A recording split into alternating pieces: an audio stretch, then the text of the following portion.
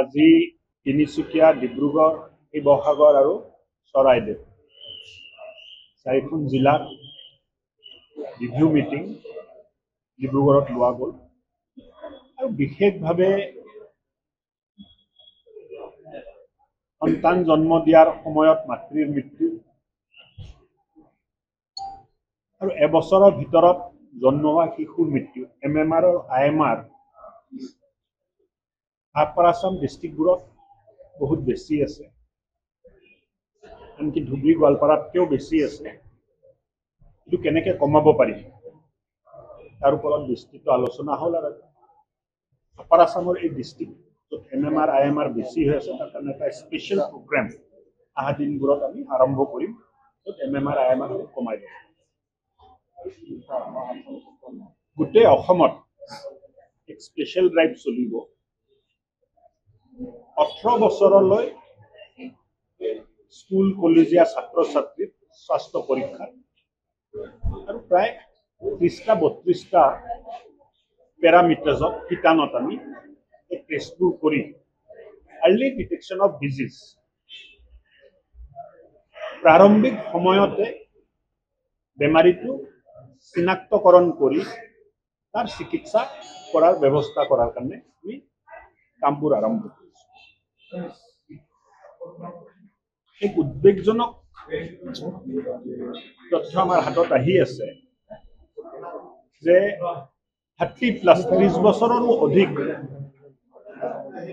বয়সৰ যিখিনি হাইপাৰটেনশ্যন আৰু ডায়েবেটিছৰ কাৰণে পৰীক্ষা কৰা হৈ আছে তাত প্ৰায় 15% মানুহ হাইপাৰটেনশ্যনৰ ৰোগী বুলি চিনাক্তকৰণ হৈছে আৰু প্ৰায় 6-7% বিভিন্ন জিলাত ভেৰি কৰি আছে ডায়েবেটিছ পেচেণ্ট হিচাপে চিনাক্তকৰণ কৰা হৈছে। হাইপাৰটেনশ্যন আৰু ডায়েবেটিছ এটা সময়ত বেলেগ বেলেগ বেমাৰীলৈ ৰূপান্তৰিত হয়।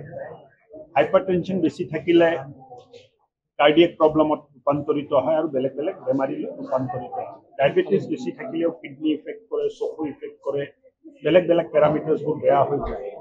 কিন্তু যিটো হাৰত বাঢ়ি আছে ভাল মানে সংকেত নহয়। তাৰ কাৰণে ৱেলনেছ যিটো ড্ৰাইভ, হেল্ডি লাইফষ্টাইল আৰু ৱেলনেছ, তাৰ কাৰণে আমাৰ 5000 আয়ুষ্মান আৰোগ্য মন্দিৰ আছে।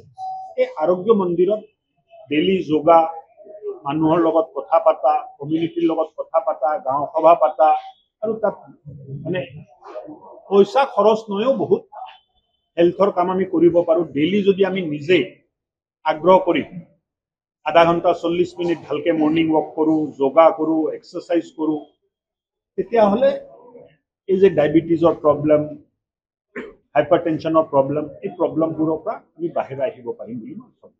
ত' এই গোটেই কথাবোৰৰ ওপৰত আলোচনা হৈছে। মই ভাবোঁ অহা দিনবোৰত ইয়াক ভালকৈ ৰূপায়ণ কৰাৰ কাৰণে আমাৰ চিকিৎসক আৰু স্বাস্থ্য বিষয়াহঁত ছাৰ HMPV যিটো ভাইৰাছ দেশৰ বিভিন্ন ঠাইত ওলাইছে, ডিব্ৰুগড়তো ICMR আছে ইয়াত, গতিকে কেনেধৰণৰ প্ৰস্তুতি অসমৰ বাবে?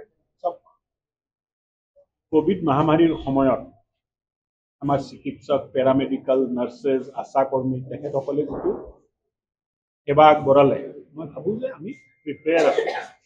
তাৰ উপৰিও এই ভাইৰাছটো কোনো নতুন ভাইৰাছ নহয়।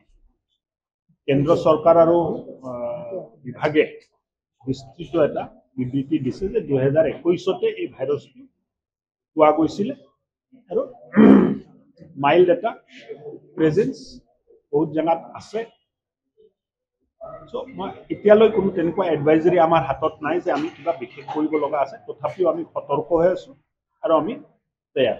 যিকোনো খবৰৰ বাবে যোগাযোগ কৰক 7099017330 লগতে 7099017110 নম্বৰত।